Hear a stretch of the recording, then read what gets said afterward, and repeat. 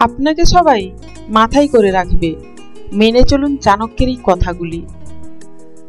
Number 1, মূর্খ লোকের সঙ্গে তর্কে জড়াবেন না। কিছু মানুষ আছে যারা ঠিক ভুল কিছুই বুঝতে চায় না, আরো মুখে মুখে তর্ক করে। সে ভুলকেই ঠিক বলে আপনাকে বোঝাতে চায়। এই মানুষগুলির সাথে মিশতে হলে তারা যা শুনতে চায় তাই বলতে হবে। তাদেরকেই বোঝানো সম্ভব যারা বুদ্ধিমান।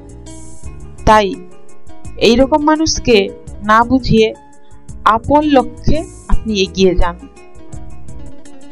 নাম্বার 2, নিজের দুর্বলতা কাউকে বলবেন না।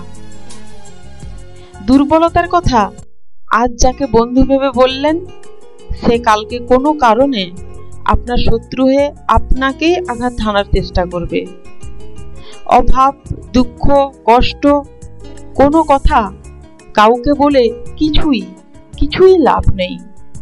সমস্যা আপনার, সমাধান আপনাকেই করতে হবে। তাই বন্ধুত্ব করুন, দুর্বলতা প্রকাশ মোটেও নয়।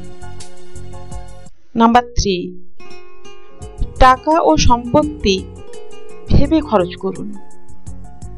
টাকা পয়সা বর্তমান পরিস্থিতির উপর নির্ভর করে খরচ নয়, ভবিষ্যতের কথা মাথায় রাখুন।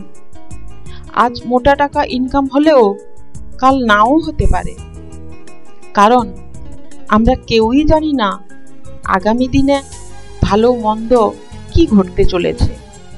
তাই আবেগী হয়ে অপচয় নয়। নাম্বার 4, আপনার কথা ইগনোর করলে আপনিও ইগনোর করুন।